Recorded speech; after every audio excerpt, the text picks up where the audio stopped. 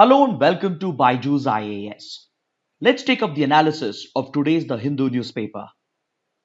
First, let's look at a column from page number 6, written by Happymon Jacob, in which he analyzes the significance of the latest ceasefire agreement that was worked out between India and Pakistan. Just a few days ago, the DGMOs of both the countries, that is the Director General of Military Operations, issued a historic joint statement through which both the sides have committed to uphold the ceasefire agreement, which was put in place 18 years ago through the 2003 ceasefire agreement that was based on the provisions of the Shimla Agreement of 1972. The writer points out that the latest ceasefire agreement that has been worked out between the two sides is historic and of great significance to their bilateral relations because of two specific reasons. One, the latest ceasefire agreement marks a departure from the earlier routine assurances that were made under the previous agreements. And two, it helps India diffuse a possible two-front situation with Pakistan and China. See, to understand this argument, first we need to look at the history of ceasefire agreements between India and Pakistan. The first ceasefire agreement that was signed was in 1949, which ended the first war between the two countries, and this is known as the Karachi Agreement, which was worked out with the mediation of the United Nations. This agreement formally ended the first war between India and Pakistan, and it led to the establishment of a de facto border in the disputed Kashmir region, known as the ceasefire line. And to monitor the ceasefire line and to ensure that both the parties uphold the ceasefire agreement, the United Nations deployed an observer group known as the UN Military Observer Group in India and Pakistan. Under the Karachi Agreement, India and Pakistan were not only asked to show the intent for upholding the ceasefire, but it also contained specific rules and provisions through which the ceasefire could be enforced by the UN Military Observer Group. Then came the second war between India and Pakistan in 1965, which was formally brought to an end through the signing of the Tashkent Agreement. In the Tashkent Agreement, the sanctity of the ceasefire line was upheld and status quo was restored. So essentially, there was no change in the alignment of the ceasefire line and in the role of the UN to enforce the ceasefire on India and Pakistan. Then came the third war between India and Pakistan, also known as the Liberation of Bangladesh War of 1971, which formally ended with the signing of the Shimla Agreement in 1972. The Shimla Agreement of 1972 is of great significance for the bilateral relations between India and Pakistan because it fundamentally altered the alignment of the ceasefire line and led to its renaming as the LOC or the line of control. It also eliminated the role for any third party intervention or third party mediation, and it made the presence of the UN Military Observer Group in Kashmir irrelevant. Through the Shimla Agreement, India ended the Liberation of Bangladesh War with Pakistan, and in return for setting up Bangladesh as an independent nation, India agreed to release 95,000 POWs or prisoners of war who were held in Indian custody. Following the Shimla Agreement, the Suchetgarh Agreement of 1972 was signed, through which the ceasefire line in the disputed Kashmir region was renamed and realigned as the LOC or the line of control, and it effectively removed the role for any third party mediators, and it made the UN Military Observer Group in Kashmir irrelevant. The UN and its Military Observer Group had no role whatsoever in enforcing the Shimla Agreement and the Suchetgarh Agreement because the UN was never party to these negotiations and these agreements were worked out bilaterally just between India and Pakistan. India, which held the upper hand at the end of the Liberation of Bangladesh War, ensured that the third party role was rejected and it altered the status quo by renaming the ceasefire line, which was worked out under the Karachi Agreement, and it was designated as the LOC or the line of control, which would become the de facto border in the disputed Kashmir region. But however, one drawback of the Shimla Agreement and the Suchetgarh Agreement is that even though it had the right intention about upholding the ceasefire, it did not contain the specific rules and provisions. According to the writer, any ceasefire agreement which does not contain the specific rules and provisions becomes unenforceable, and experience from conflict zones around the world shows that such agreements which do not have specific rules and provisions will be easily violated in the coming years, leading to the breakdown of the ceasefire agreement. Hence, it's very important for any ceasefire agreement to not just have the right intent, but it should also contain the specific rules and provisions for ensuring its effective enforcement. Due to the lack of specific rules and provisions under the Shimla Agreement, India and Pakistan continued to breach the ceasefire as they were still following the provisions of the Karachi Agreement, even though the definition of ceasefire line had been made irrelevant and even though the third party role had been completely removed.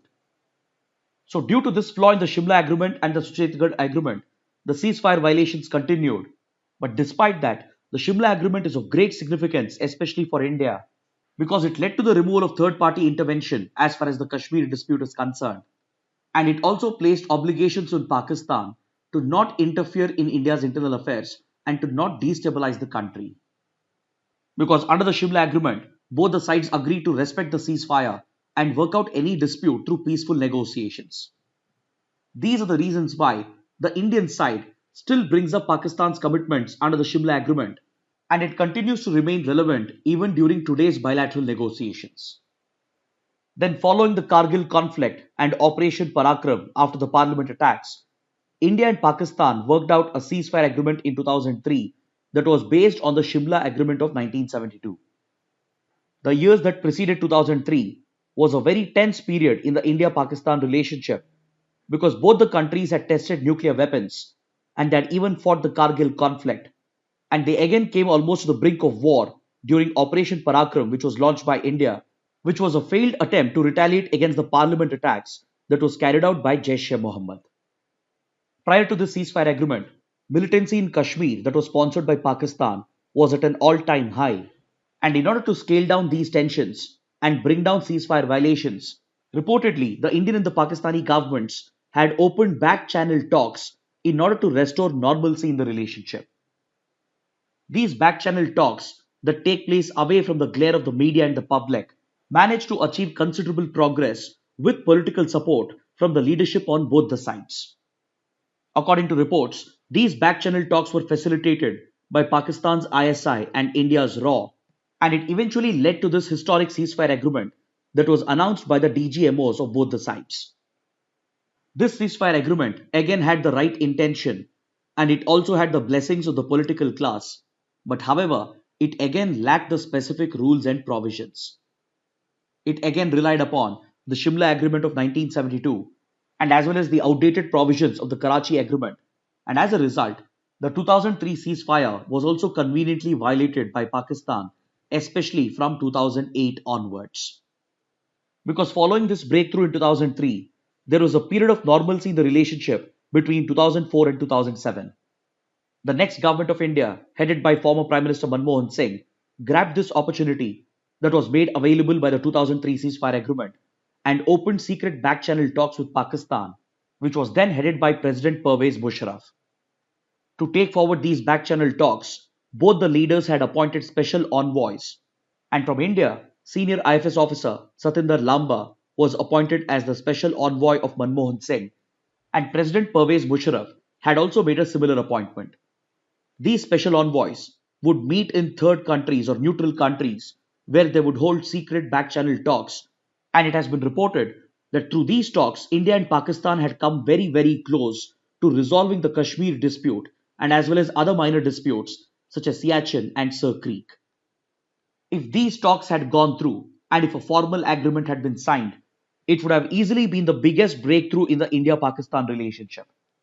But unfortunately, these back-channel talks were disrupted because of the 2611 Mumbai attacks, which most likely were designed by the Pakistani deep state, that is by its army and ISI, to deliberately disrupt the back-channel talks that were going on between the two leaders.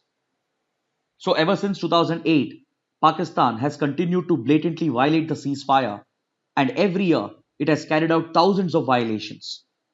Last year in 2020 alone, there has been more than 5,000 violations of the ceasefire and the LOC, and in most cases, these ceasefire violations by Pakistan, they are designed to provide cover fire for the terrorists who are trying to sneak into India, and this is how Pakistan has been enabling cross-border terrorism against India. So now, if you compare all the previous agreements with the latest agreement, that is based on the Shimla Agreement and the 2003 ceasefire agreement, we can say that this time both the countries have made a clear departure from the earlier routine assurances. The intention to maintain peace along the border areas is clearly visible on both the sides, and this has been made evident through statements issued by both the parties. Senior political leaders of both India and Pakistan, including the prime ministers, and as well as the respective army chiefs, have made several consolidatory statements in the last few weeks, which clearly shows that there is an intention on both the sides to pursue normalcy in the relationship. Even India knows very well that it cannot continue to pursue this hostile relationship with Pakistan, which has led to a direct increase in tensions over the last 4 to 5 years.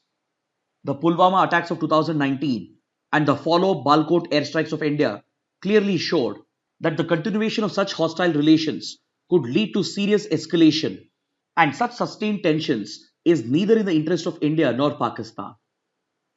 So, despite the political rhetoric on both the sides targeting each other, there has been a realization in both the governments that such constant state of tensions cannot be sustained for the long run, and it is in the best interest of both the countries to restore normalcy by respecting and maintaining the ceasefire.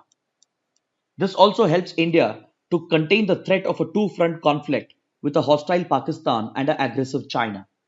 This threat of a two front conflict has come very true for India, especially after the latest border tensions with China in the Ladakh region. But now that India has achieved back to back progress with Pakistan and China, we can say that this ceasefire agreement with Pakistan helps in managing the threat from the western borders. The ongoing disengagement process along the LAC with China reduces the tensions on the northern borders, and it relieves the stress on the Indian army, which might find it nearly impossible and extremely difficult to stay constantly deployed across two borders. But however, the writer also has a word of caution, because any such piecemeal agreement or single agreement will not guarantee durable peace. This is something that we have learned from experience. See, currently, the agreement that has been announced is quite historic because it was a joint statement issued by the DGMOs, and it clearly shows that it had political backing from the highest levels of the government.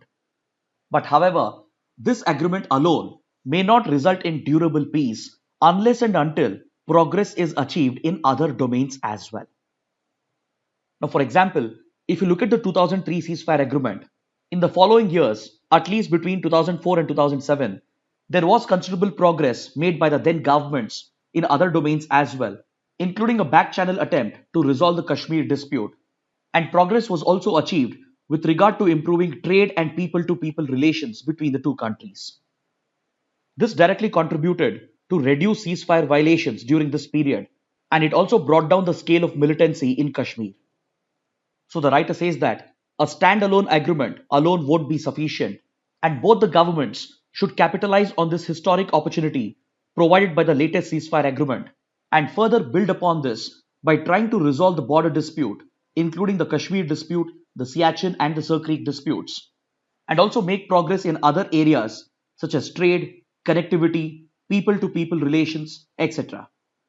Because such a comprehensive improvement in the overall bilateral relationship is needed to restore normalcy in the India Pakistan relationship. Now, let's take up a column from page number 7, which talks about the trade relations between India and the European Union.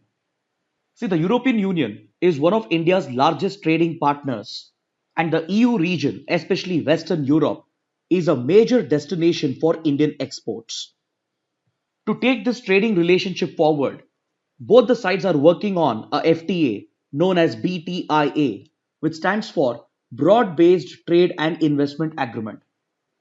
This agreement has been in negotiation since 2007, and it has still not been finalized because the trade negotiations have hit several roadblocks, and hence the writers of this column, they call for recalibrating India's relations with EU in order to forge stronger economic and trading relations with this region, which could help India to strengthen its manufacturing sector and to revitalize its exports, which have been falling of late.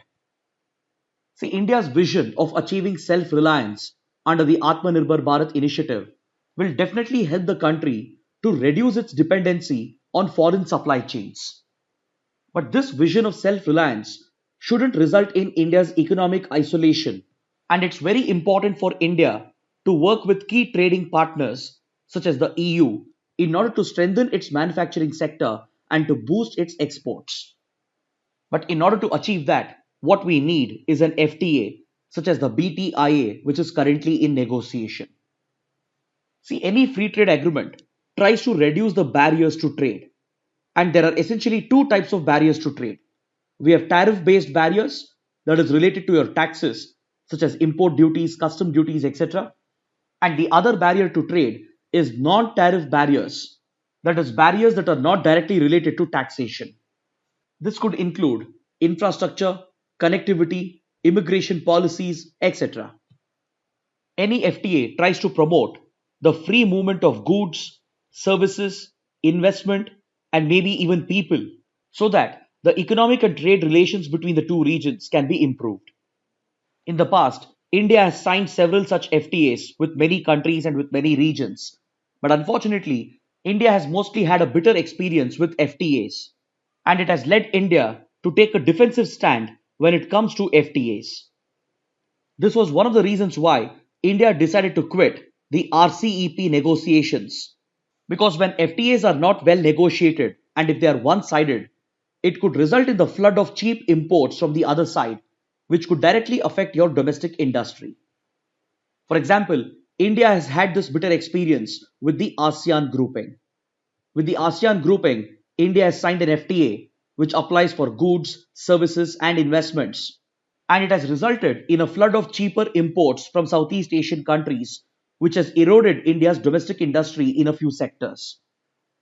For example, the flood of cheaper coffee from Vietnam has affected the coffee industry in Karnataka. Similarly, the flood of coconut products from Thailand and Indonesia has affected the coconut industry in Kerala. It's not just in agriculture, but even in several industries. The domestic companies have been hit very hard by some of these FTAs, and this has made India very defensive when it comes to free trade agreements. Now, if you look at the BTIA, which is being negotiated between India and the EU, there are several issues for India. For example, the European Union is pushing for greater market access into the Indian market in sectors such as technology, finance, few areas of agriculture and manufacturing industries, where the European companies hold a clear advantage over the Indian companies. So India is concerned about allowing this market access by reducing the tariff barriers because the Indian domestic industry may not be able to compete with the European companies, especially in these sectors. Next, when a FTA is being negotiated between a developing country and a set of developed countries, there are several socio-economic issues that come up as a challenge because the developed world always insists on higher standards and strict enforcement of IP laws, environmental laws, labor standards, and they also expect very high standards of phytosanitary and hygiene measures. While for a developing country like India, these higher standards and strict enforcement may not be viable considering our socio-economic challenges. On the other hand, developing countries look for greater investment from the developed countries and they also seek out relaxed immigration laws in order to enable their people to travel to developed countries who seek to study, work, and reside in those countries.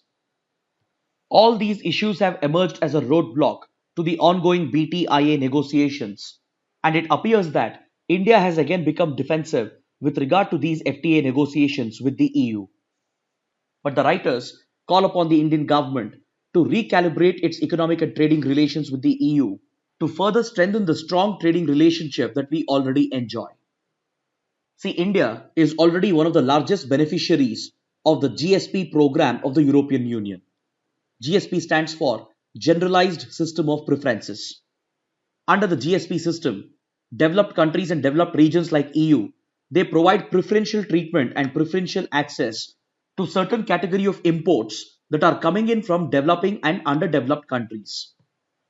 So India happens to be one of the largest beneficiaries of the EU's GSP, and several export-oriented industries of India, such as engineering, machinery, gems and jewelry, chemicals, pharmaceuticals, etc., they all benefit from this preferential tariff program of the European Union. Currently, around 37% of India's merchandise exports to the EU enjoys this preferential treatment under the GSP. But many of these Indian exports are facing the threat of product graduation, which will make them ineligible for these tariff benefits under the European Union's GSP. See, this clause of product graduation applies a cap on the GSP benefits to a particular country and to a particular product under certain conditions. The condition is that if the import of a particular product from a beneficiary country exceeds 17.5% of the overall GSP imports of the same product from all the beneficiary countries over a period of 3 years, then that particular product from that particular country would no longer be eligible for GSP benefits. Currently, many product categories from India are facing the risk of product graduation, and many sectors are already out of the GSP system. So, this ongoing reduction in preferential access under the GSP system will directly hit Indian exports and several Indian industries. Along with that, India has been facing intense competition in the EU region from several developing and underdeveloped countries. This includes Bangladesh, especially in the field of apparels and textiles. Because Bangladeshi apparels and textiles do not face the risk of product graduation and they continue to enjoy the benefits of relaxed tariff under another scheme of the EU, which is often referred to as Everything But Arms Initiative, which is provided to small developing and underdeveloped nations. So these cheaper apparel and textile exports of Bangladesh directly competes with Indian exports. And while the Indian exports face the risk of product graduation, Bangladeshi exports will continue to enjoy reduced tariffs, thereby giving them a clear edge over Indian exports. India also faces a similar competition with Vietnam because Vietnam has recently concluded an FTA with the EU. This allows several industrial and agricultural sectors of Vietnam to enjoy the benefits of the FTA, which on the other hand is not available to Indian exports. Then even with regard to European investments, India faces stiff competition in the form of China because China has recently concluded a comprehensive agreement on investment which guarantees a sustained flow of investments from the European countries into China. So by keeping all these factors in mind, it is high time for India to revive the failing FTA negotiations and conclude the BTIA as soon as possible in order to strengthen its manufacturing industry and to revitalize its falling exports. On the other hand, European countries are also dealing with the post-Brexit situation, and the EU and the West European countries in particular, they are looking to realign their foreign policy and their trading relations. And this would be the right opportunity for India to work out a mutually beneficial FTA, which is in line with its vision of Atmanirbhar Bharat, because boosting Indian exports to European countries will help in strengthening the domestic supply chain in India. Now let's take up an article from page number 8, which refers to a possible cyber attack on India's power transmission sector, reportedly carried out by a China-based hacking group. Recently, it has been reported in the New York Times that last year in October, Mumbai suffered a power blackout, and sources have indicated that this power blackout in Mumbai was a result of a cyber attack that was carried out by a hacking group based out of China on India's power transmission systems. Now it has been reported that the power distribution companies in the state of Telangana have managed to prevent a similar cyber attack on their power grids and power transmission lines based on an alert received from CERT-IN or the Computer Emergency Response Team India. See, these reported cyber attacks on the country's power infrastructure is nothing but an attack on the country's critical information infrastructure. Critical infrastructure refers to those critical sectors which serve as the backbone of the country. For example, this includes airlines, railways, banking, finance, power plants including nuclear and thermal, power distribution and power transmission, and it also includes the country's defense, space, and atomic sectors, and as well as sensitive departments and ministries of the government, and also the infrastructure of the armed forces and the intelligence and security agencies. So, such infrastructure, which is critical to the country's economy and national security, is labeled as critical infrastructure of the country, and any attack on this critical infrastructure is going to have a cascading effect or a domino effect on the other critical sectors.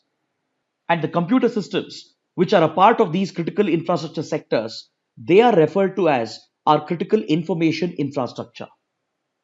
So under cybersecurity, it's very essential to protect our critical information infrastructure because these computer systems and networks, they control the operations and the functioning of the country's critical sectors. Today in the cyber domain, we face the threat of cyber espionage, cyber terrorism, and even cyber warfare. And any targeted attack on this critical information infrastructure can bring the country to a complete standstill. Through cyber attacks, today it's possible to not only disrupt the functioning of this critical information infrastructure, but these systems can even be hijacked either for stealing sensitive classified information or to disrupt their operations in order to have a real world impact. For example, it's possible through cyber attacks to cause a railway accident. It's possible to shut down an entire airport and to disrupt banking and financing operations. It's also possible to bring down entire power grids and power transmission lines, and even to destroy power plants and atomic reactors. So, considering the threat posed by cyber attacks to the country's critical information infrastructure, India has created several institutions to protect India's cybersecurity. Under the Ministry of Electronics and Information Technology, CERT-IN or Computer Emergency Response Team India has been set up by drawing upon the powers of the IT Act. CERT-IN is a civilian institution and its primary responsibility is to defend the Indian cyberspace against any kind of cyber attack. As a part of its responsibility, it constantly monitors and carries out surveillance along the Indian cyberspace and also monitors global developments. And it not only defends the Indian cyberspace against emerging cyber threats, but it also issues real time alerts to all the concerned stakeholders. And hence, it also functions as an early warning and forecasting institution. So, the overall responsibility to defend the Indian cyberspace lies with CERT-IN. Then, under CERT-IN, a new institution has been created known as the National Cyber Coordination Center, which was set up following the recommendations of the National Cybersecurity Policy of 2013. This institution under CERT-IN allows for coordination with all the concerned stakeholders when the country is under cyber attack. It allows CERT-IN to communicate with other key stakeholders such as security agencies and intelligence agencies, the armed forces, key ministries of the government, and even with the private sector. Then under the NTRO, which is India's premier technical intelligence wing, a new institution known as the National Critical Information Infrastructure Protection Center has been set up following the recommendations of the National Cybersecurity Policy of 2013. See, the NTRO is India's premier technical intelligence agency, which was set up under RAW or the Research and Analysis Wing. But recently, the NTRO has been brought out of RAW and it has been directly placed under the NSA or the National Security Advisor.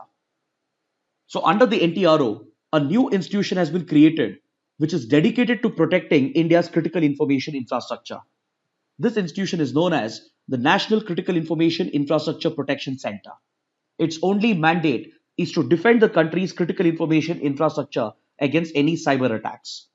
And even this institution is a civilian institution.